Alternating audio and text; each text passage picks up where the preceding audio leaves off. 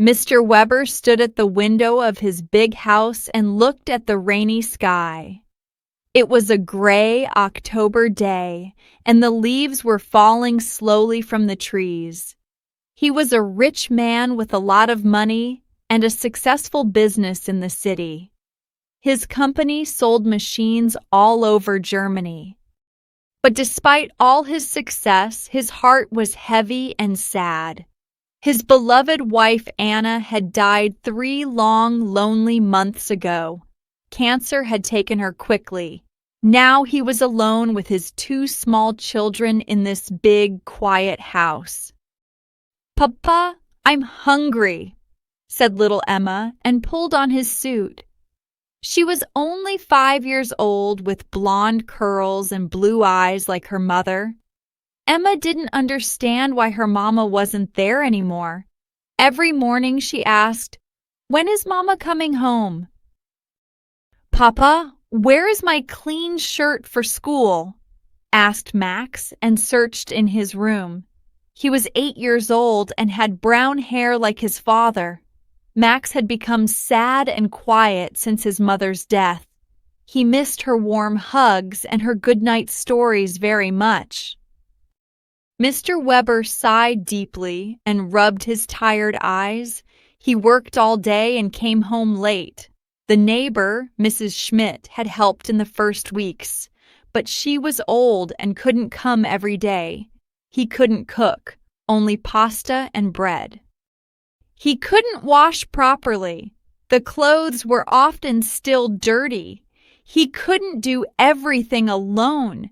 His children needed more help. They needed someone who was there for them all day. "The children are getting sadder and sadder," he thought with worry. "Emma cries every night. Max hardly speaks anymore. I must find a housekeeper, someone who really takes care of them." The next morning, after another sleepless night, Mr. Weber called an agency. "Good day. I urgently need a housekeeper," he said tiredly into the phone. "I have 2 small children. She must be friendly and patient, and she must have experience with children." "Oh, I'm sorry to hear that," said the friendly woman on the phone. "We actually have the perfect person for you. Her name is Maria Hoffman.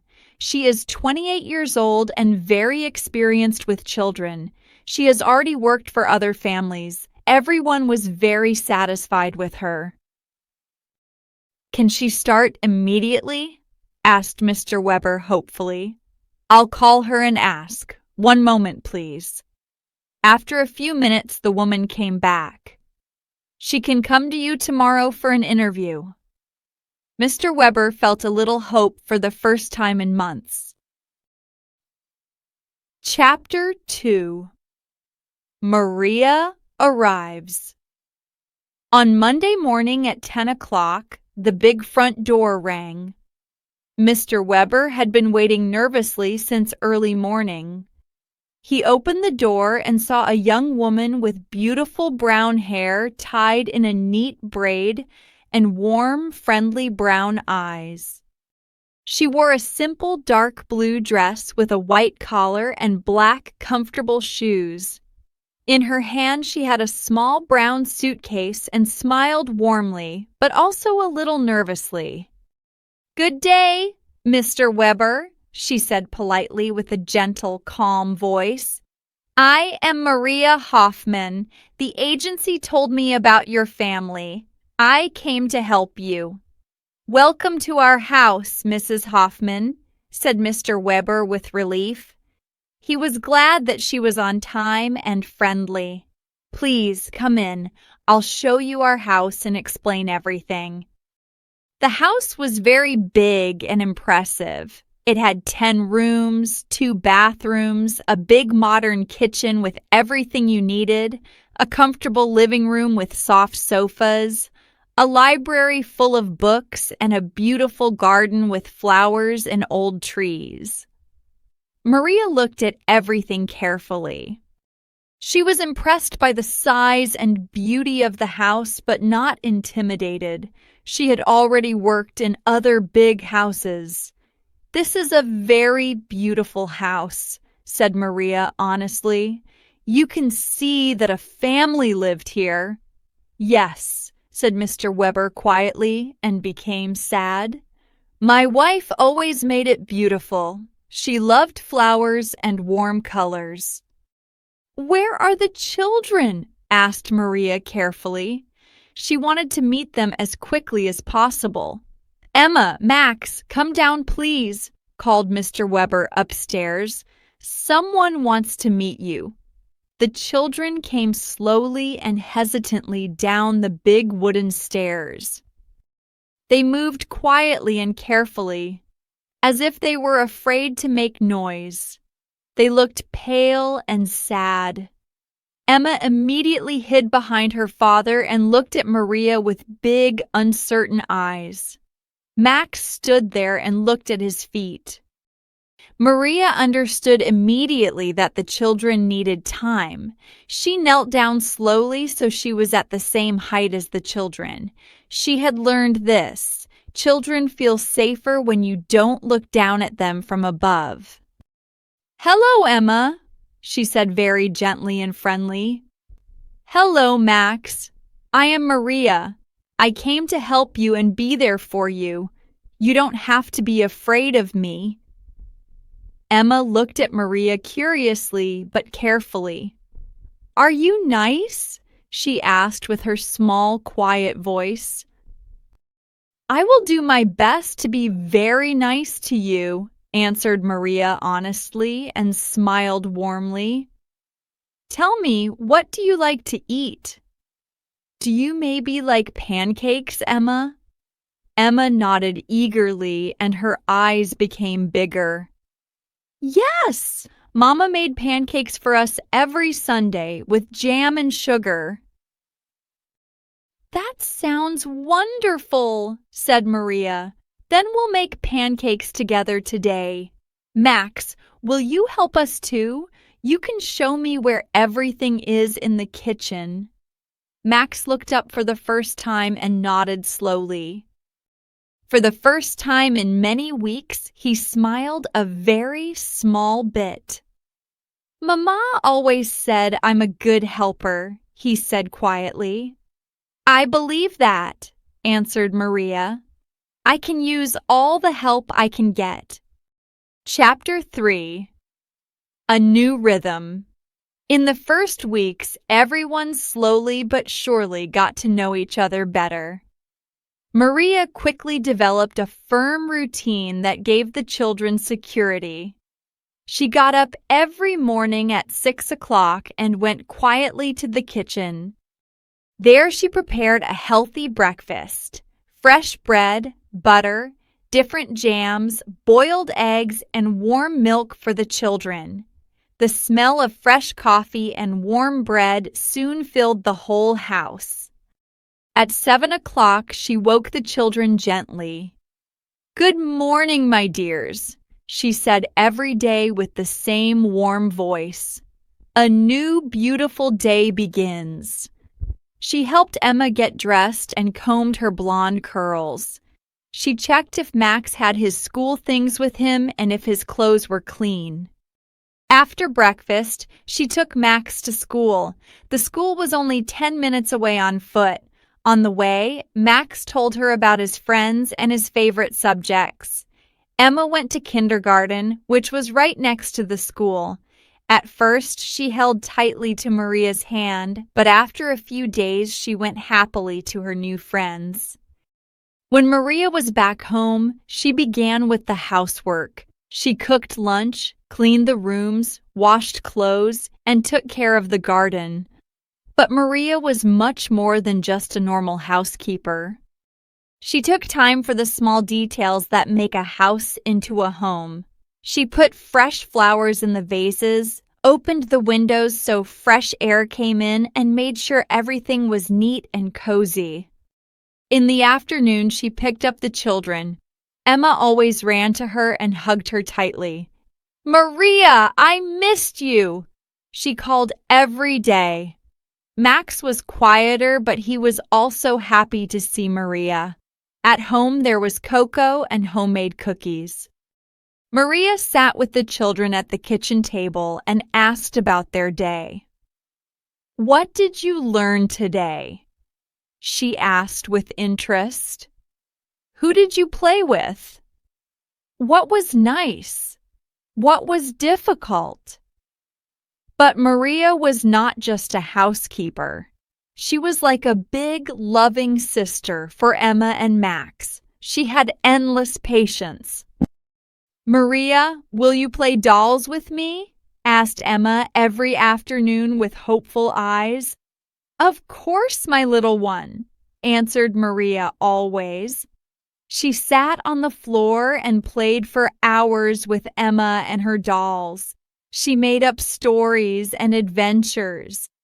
Emma laughed again and was not so sad anymore. With Max, she played soccer in the garden or helped him with homework. "Math is hard," said Max often. "That's true," answered Maria patiently. "But together we can do anything, step by step." She explained the problems to him until he understood them. In the evenings, when the children were in bed, Maria read them stories. She knew many beautiful fairy tales and adventure stories. Her voice was warm and calming. The children fell asleep peacefully, no longer crying like in the first weeks after their mother's death. When the children were sleeping, Maria often sat alone in the big kitchen. The house was then quiet and peaceful. She drank a cup of tea and thought about her own family. Her parents lived far away on a small farm in the country. She had no brothers or sisters and had often been lonely as a child. Sometimes she still felt lonely now, even when she was surrounded by people. Maria also often thought about her own future. She was 28 years old and had never married. All her friends already had families. She sometimes wondered if she would ever have her own children. But when she thought of Emma and Max, she already felt a deep love, as if they were her own children. Mr. Weber noticed the big change in his house after just a few weeks. The children laughed again. They told about their day at dinner. Emma sang little songs again, and Max smiled more often. The house felt alive again. It smelled like fresh bread and flowers, not like sadness and loneliness anymore. But Mr. Weber also noticed that Maria sometimes looked sad. When she thought nobody was watching her, her face became thoughtful and sad. One evening, when the children had gone to bed early, he gathered courage and knocked quietly on the kitchen door. "Mrs. Hoffman, may I come in?" he asked politely. "Yes, of course, Mr. Weber," said Maria and stood up quickly. She was surprised that he came to the kitchen. Usually he stayed in his office or in the living room. "You don't have to stand up," said Mr. Weber, friendly. I wanted to thank you. The children are so much happier since you are here. You have changed our lives." Maria felt how her cheeks became warm. "That is very nice of you, Mr. Weber, but it's just my job." "No," said Mr. Weber seriously. "It's much more than just work. You treat Emma and Max as if they were your own children. You have patience and love. You can't buy that with money." Maria smiled quietly. "They are wonderful children, intelligent, friendly, and loving. It's not hard to love them." "Would you like to drink a cup of tea with me?" asked Mr. Weber. "If you don't have other plans?" "Gladly," answered Maria. I'll make the tea. No, today I'll make the tea, said Mr. Weber. You work all day. Now you can rest. They sat at the big kitchen table and drank the hot tea. At first, they spoke about the children, about Emma's progress in kindergarten, and about Max's problems with math. But then a deeper conversation began. Do you miss your family? Asked Mr. Weber carefully. Yes, sometimes, answered Maria honestly. My parents live far away. I only see them a few times a year, but I'm glad to be here. I feel needed. You are very important to us, said Mr. Weber. I don't know what we would have done without you. It was the first time they really talked personally with each other. Mr. Weber told about his desperation after Anna's death, and Maria told about her loneliness and her wish to be part of a family. You have helped us, said Mr. Weber quietly. But I hope we can also give you a home. That evening, both felt less lonely. Chapter 4. Christmas approaches. Autumn slowly came to an end, and the first snow began to fall. The days became shorter and colder, but the Weber house became warmer and more cozy. Winter came, and with it the special magic of Christmas time. Maria had loved Christmas since her childhood. She really wanted Emma and Max to have a beautiful Christmas time, despite everything that had happened. At the end of November, she began with preparations. She decorated the whole big house with warm lights, golden stars, and green pine branches. She hung Christmas lights in all the windows and put small candles on the tables. The whole house smelled like cinnamon and Christmas trees. "Wow!" called Emma when she saw the decorated house. "It's like in a fairy tale." Max was also impressed, but at the same time he became sad. "Mama also always decorated so beautifully," he said quietly. Maria understood his feelings. "That's wonderful," she said gently. "Your mama had very good taste. I want to decorate as beautifully as she did." Every afternoon, Maria and the children baked Christmas cookies. The kitchen was full of flour, sugar, and laughter. They made butter cookies, gingerbread hearts, and cinnamon stars. Emma was allowed to decorate with colorful sugar, and Max rolled out the dough. "Can we also make cookies for Papa?" asked Emma. "Of course," answered Maria. "We'll make the most beautiful cookies for Papa." They also made Christmas presents together. Maria taught the children how to paint beautiful cards and make small gifts from wood and paper. It was important for her that the children learned that the best gifts are those you make with love yourself. "What will we give Papa?" asked Max thoughtfully.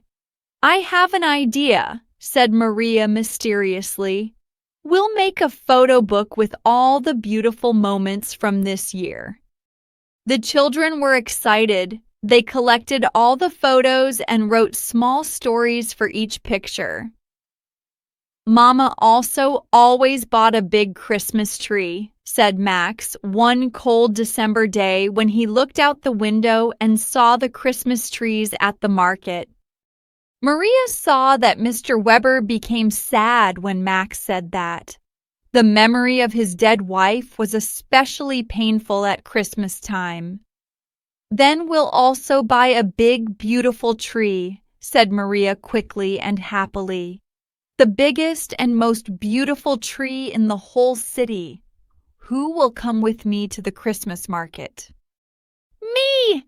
Me!" called Emma and Max at the same time. "Can you manage that alone?" asked Mr. Weber with worry. "We'll manage it together," answered Maria firmly. "We are a good team." The next Saturday, all four went together to the big Christmas market in the city center. He market was full of people, colorful stands, and warm lights. It smelled like roasted almonds, hot chocolate, and gingerbread. Emma and Max ran excitedly between the Christmas tree stands and looked for the perfect tree. "This one," called Emma and pointed to a very big Christmas tree. "That's too big for our living room," laughed Max. "It won't fit through the door." Finally, they found a beautiful medium-sized tree with perfectly grown branches and fresh green smell. Mr. Weber and Maria carried it home together while the children ran excitedly beside them. "Mama had a special golden top for the tree," said Emma when they put up the tree at home. "It's very beautiful and shines like a real star." "We still have that," said Mr. Weber quietly and thoughtfully. "It's in the attic in a box with the other Christmas things." Maria understood that it was hard for him. "Should I get it?" she asked carefully. "Yes," said Mr. Weber after a moment. "Anna would want us to use it." Maria climbed the narrow stairs to the attic and found a big wooden box with Christmas decorations. In the box were beautiful glass balls, long gold chains, and handmade ornaments. At the very top lay the golden top, wrapped in white silk paper. Next to it, she found a framed photo of Mrs. Weber at the last Christmas. She was a very beautiful woman with long blonde hair, friendly blue eyes, and a warm smile. You could see that she was a loving mother. "She was very beautiful," said Maria quietly when she came down with the box and the photo and showed it to Mr. Weber. Mr. Weber took the photo carefully in his hand. His eyes became wet. Yes, she was. And she was not only beautiful, but also the best mother you can imagine, friendly, patient, and full of love.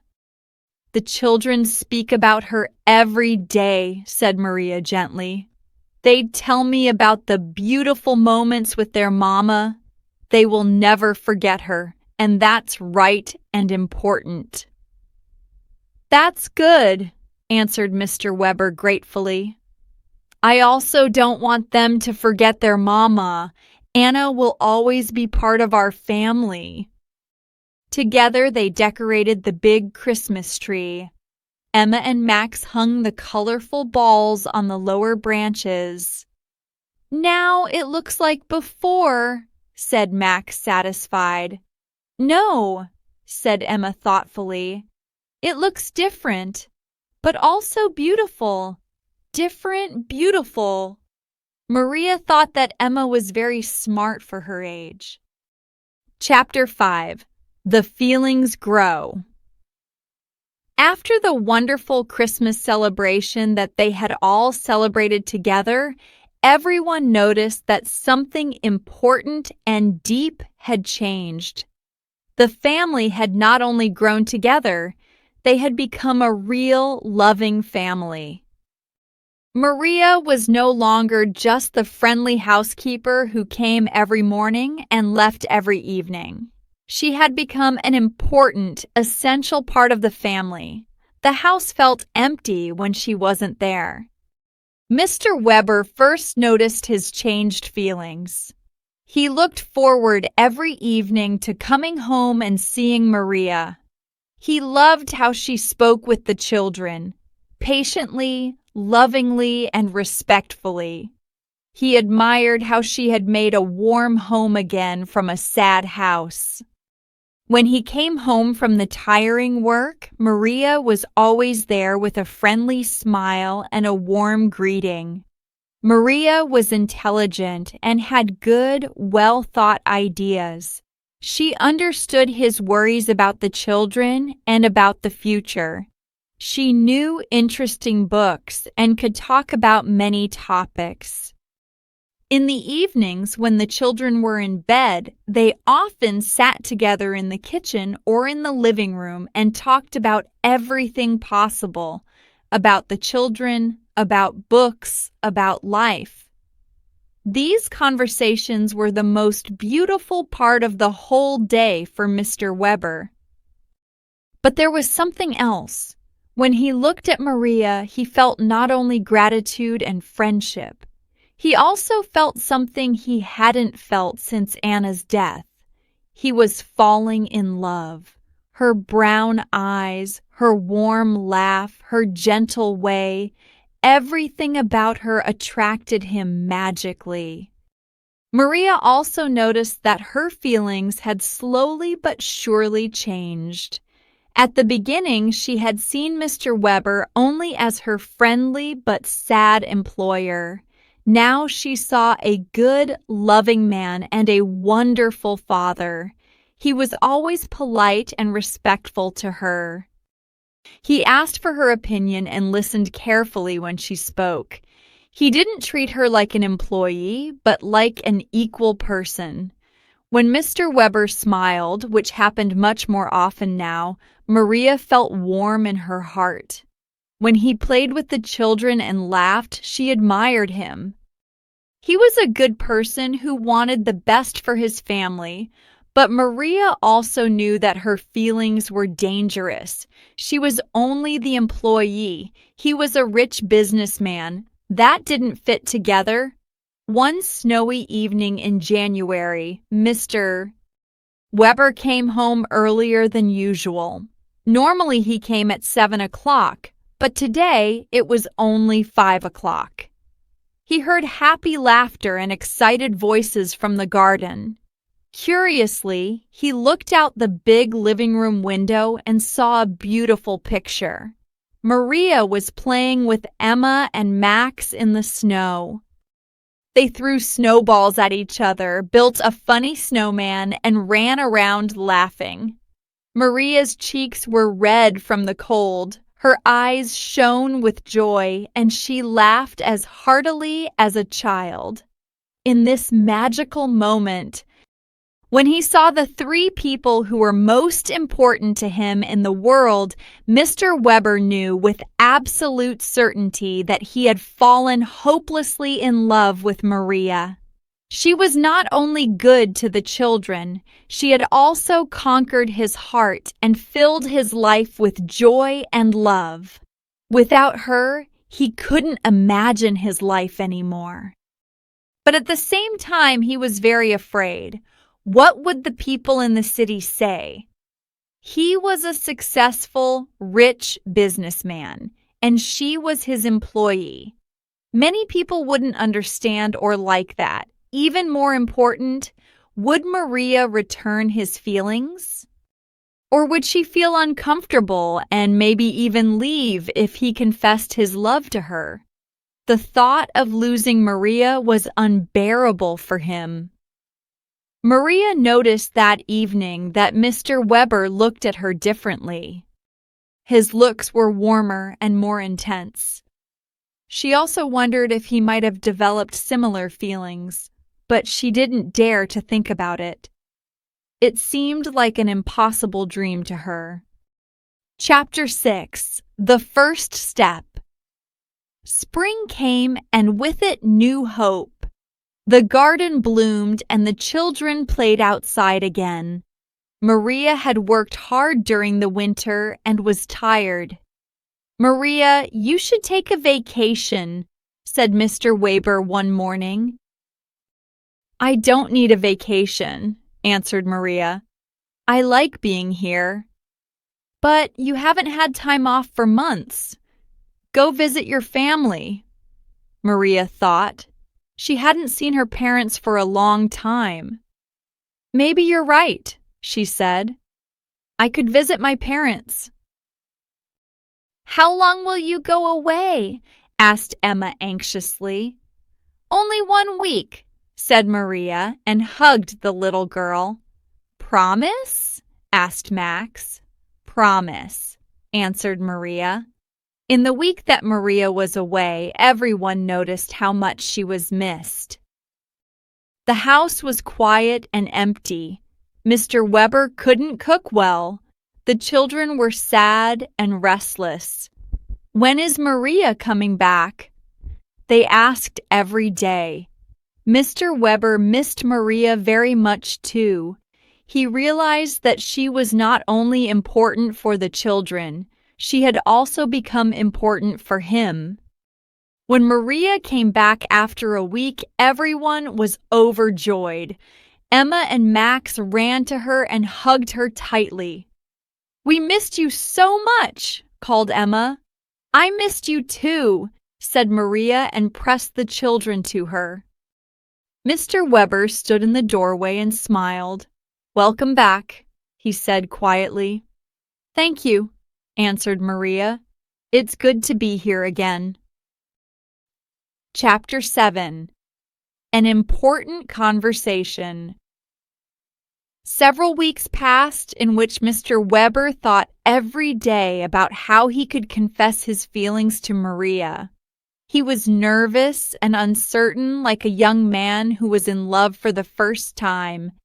Every evening he decided to talk to her, but then he lost courage. Finally, on a warm spring evening at the end of April, Mr. Weber gathered all his courage. The children were at their school friends' houses playing and wouldn't come home until late. He and Maria were completely alone in the big house for the first time in months. The house was quiet and peaceful. Only the ticking of the old clock in the hallway could be heard. "Maria," he said nervously and cleared his throat. His voice trembled a little. "Can we talk to each other? I have something important that I must tell you." "Yes, of course, Mr. Weber," answered Maria. She immediately noticed that he was different than usual, more nervous and excited.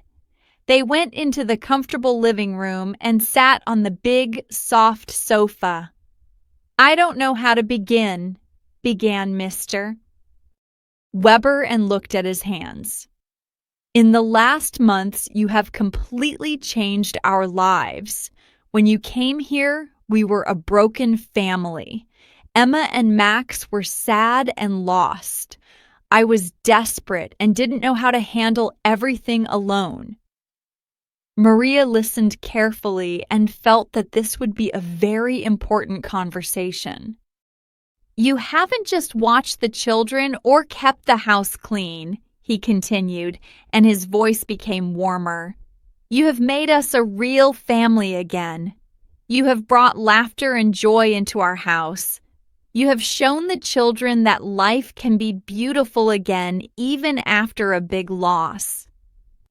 Maria felt how her heart beat faster. "The children love you like a mother," said Mr. Weber and looked directly into her eyes for the first time.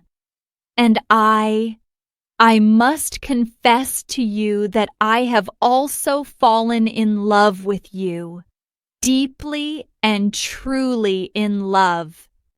Maria was surprised, although she had suspected in the last weeks that his feelings had changed. She had hoped, but not really believed, that he could have the same feelings as she did. "I know that it's complicated," said Mr. Weber quickly, because he was afraid she might interrupt him or even run away. "You work for me, and I am your employer, but I can no longer ignore or hide my feelings. Every day when I see you, my love for you becomes stronger." Maria was quiet for a long moment.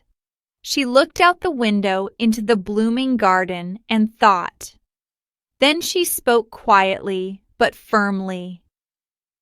"Mr. Weber, Thomas, I must confess to you that I have also developed deep feelings for you in the last months, but I was very afraid to say anything. Really? Asked Thomas hopefully and unbelievingly at the same time. Yes, answered Maria and smiled for the first time since the beginning of the conversation. I love Emma and Max as if they were my own children. That was from the first day. And you are not only a good employer, you are a wonderful person, a loving father, and a man whom I very much respect and love. Thomas felt huge relief and a happiness that he hadn't known since Anna's death. What do we do now? He asked. How can we handle this situation? I don't know, said Maria honestly.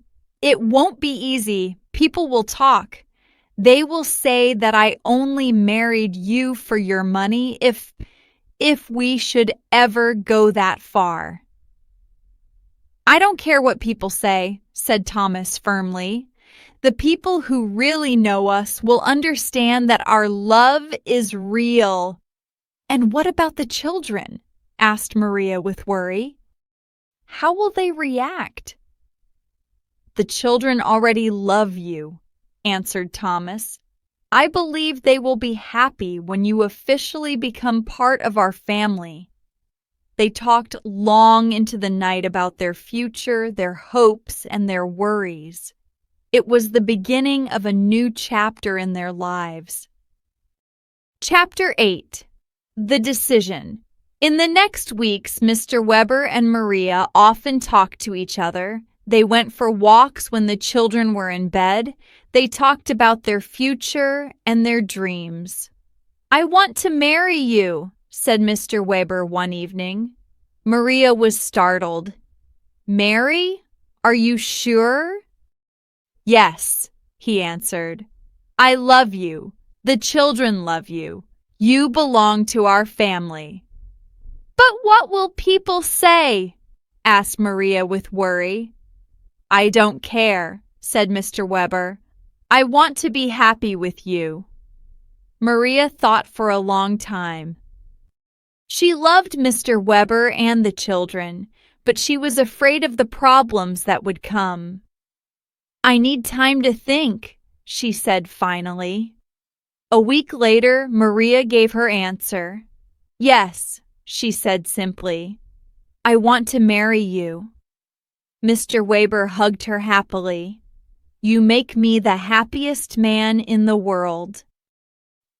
Chapter 9. The Wedding. The wedding was small and simple. Only the family and few friends were there. Emma was the flower girl and Max carried the rings. Maria wore a simple white dress. She looked beautiful. Mr. Weber could hardly believe his luck. Do you, Thomas Weber, take Maria Hoffman to be your wife? Asked the registrar. Yes, I do, answered Thomas with a firm voice. Do you, Maria Hoffman, take Thomas Weber to be your husband? Yes, I do, said Maria, and smiled through tears of joy. After the ceremony, they celebrated in the garden. The children danced and laughed. It was a perfect day. Mama Maria, said Emma suddenly. Everyone became quiet. It was the first time that Emma called Maria Mama. Maria knelt down to Emma. May I really be your mama? She asked gently. Emma nodded eagerly. You are already our mama. You take care of us and love us. Max also came to them. You are the best mama, he said, and hugged Maria. Maria cried with happiness. Her dream had come true. She had really become a mother. Chapter 10. New Challenges. Life as a married woman was different for Maria. She was no longer the employee, but the lady of the house. Some people in the city talked about her. They whispered, "She was only the housekeeper. How can she be his wife now? She only married him for his money," said others. Maria heard these words and was sad, but Thomas always supported her. "Don't listen to them," he said. "They don't understand our love." The children also sometimes had problems at school. Some children said mean things about their new mother. "Your real mama is dead," said a mean boy to Max. "Now you only have a fake mama." Max came home crying. Maria comforted him. "You have two mamas," she said lovingly. "One mama in heaven who will always love you, and one mama here who is there for you every day." "Both mamas are real," said Max and hugged Maria tightly. Chapter 11. An important moment. One day Maria got bad news. Her father had become sick. She had to go to her parents to help. "How long do you have to go away?" asked Emma anxiously. "I don't know," answered Maria honestly. "Maybe several weeks." The whole family was sad, but they understood that Maria had to be with her family. "We'll manage," said Thomas. "We are a strong family now." Maria went to her parents in the country. Her father was very sick, but happy to see his daughter. "You look happy," he said weakly. "I am happy, Papa," answered Maria. "I found a family." "Tell me about them," asked her father. Maria told about Thomas, Emma, and Max. She told about her new life and her love. "You have become a good mother," said her father proudly. After 3 weeks, her father got better. Maria could return home. The family picked her up from the train station. Emma and Max ran to her. "Mama Maria, you're back!" they called happily. Thomas hugged his wife. "Welcome home," he said. Chapter 12. The Happiness Grows. 1 year after the wedding, the family got wonderful news. Maria was pregnant. She was going to have a baby. "A little brother or sister," called Emma excitedly. "Will it be a boy or a girl?" asked Max. "We'll see," said Thomas and stroked Maria's belly. The pregnancy was a beautiful time. Emma and Max helped prepare the baby's room. They bought toys and small clothes. "The baby will love all of us," said Emma confidently. "And we will all love the baby," answered Maria. In spring, their son was born. They named him Paul. He was a healthy, beautiful baby with dark hair like his mama. Emma and Max were the proudest big siblings in the world. They helped with everything and watched over their little brother. "He looks like Mama," said Max. "But he has Papa's eyes," said Emma. Thomas looked at his family. He had 3 wonderful children and a loving wife. His heart was full of gratitude. Chapter 13. The Recognition. When Paul was 1 year old, the school invited Maria to a special event. She should speak about her family. "Why me?" asked Maria, surprised. "You are a role model," said the principal. "You show that love makes a family, not only blood." Maria was nervous, but she agreed. On that day, many parents and children came. "Family is not only who has the same genes," said Maria to the listeners. "Family is who is there for each other, who loves and supports each other. She told her story about the sad time after Anna Weber's death, about the first difficult months, about the growing love and the challenges. Emma and Max were not born from my body, she said, but they were born in my heart. They are my children, just like Paul. The people listened carefully. Many had tears in their eyes. After the talk, many came to Maria. "Thank you for your honest words," they said. "You have taught us a lot." From that day on, the people's opinion about Maria changed. They saw that she was a real mother, not because of money or convenience, but from real love. Chapter 14. Years later. 5 years had passed since Maria came to the family. The sad, broken family had become a happy, strong family. Emma was now 10 years old. She was smart and helpful like her stepmother. Max was 13 and played soccer on the school team. Paul was 4 years old and followed his big siblings everywhere. "Mama, will you play with me?" asked Paul every day. "Of course," answered Maria always. She had learned from the other children how important it is to spend time with children.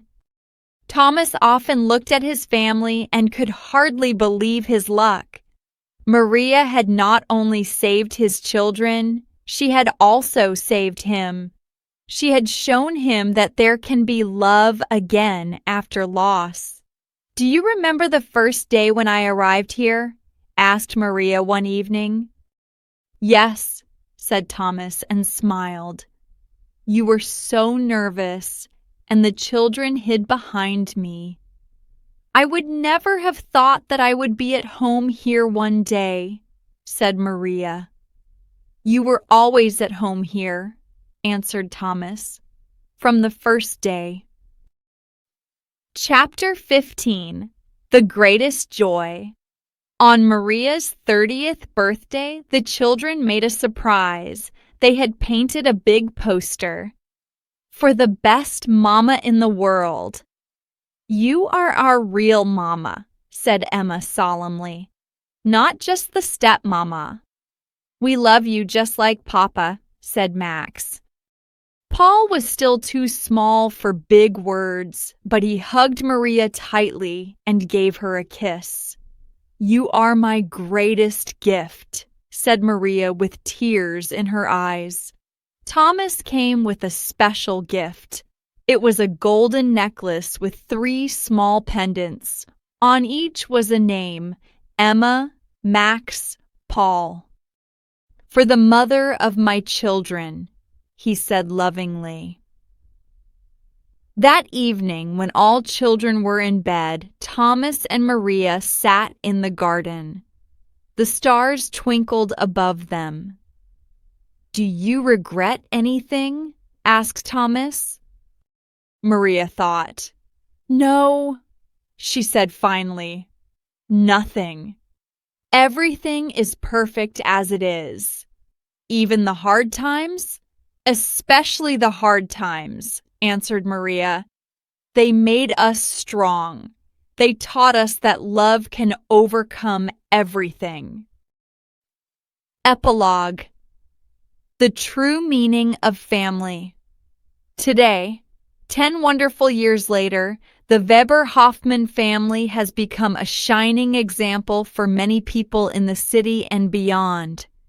Their story is often told as proof that family is not defined by blood or chance, but by love, care, devotion, and the will to be there for each other, no matter what happens. Emma is now a young woman of 20 years. She studies medicine at the university and will soon be a doctor. Her big dream is to become a children's doctor. "I want to help families just like Mama Maria helped us when we needed her most," she often says to her friends. Emma still remembers the sad time after her mother's death well, But even better, she remembers the joy and love that Maria brought into her life. She is proud to have two mothers, one in heaven and one on earth. Max is now a confident young man of 23 years. He works in Thomas's company and learns the business from the ground up. One day he will take over and continue the company. He is very proud of his family and tells everyone who will listen about his wonderful stepmother. Maria saved us, he often says. She made our broken house into a home again. Max plans to marry his girlfriend soon, and Maria helps with the wedding planning. Paul is now a lively, happy boy of 9 years. He doesn't know and doesn't understand that Maria is not his biological mother. For him, she has always been there, always been Mama. She is simply his mother, who loves him, is there for him, and shows him every day what family means. Paul has the same brown eyes as Maria and the same warm smile. Thomas and Maria have had 2 more wonderful children after Paul, the twins Lisa and Lucas, who are now 6 years old. Lisa has blonde hair like her deceased Aunt Anna, as the family calls her, and Lucas has brown hair like his mother.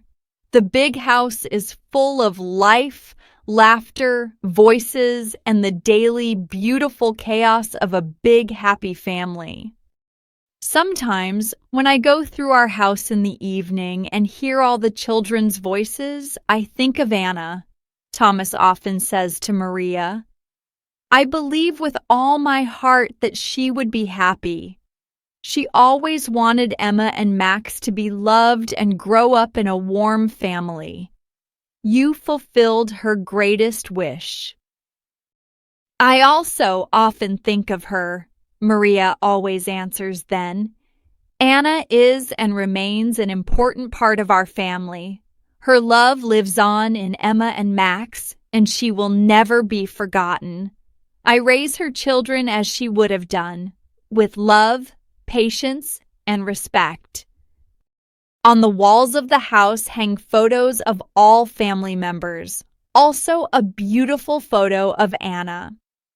The children all know who she was, and they honor her memory. There is no envy or jealousy. Anna is their aunt in heaven, and Maria is their mama on earth. The people in this city have long stopped talking or judging. They see a happy family that loves and supports each other.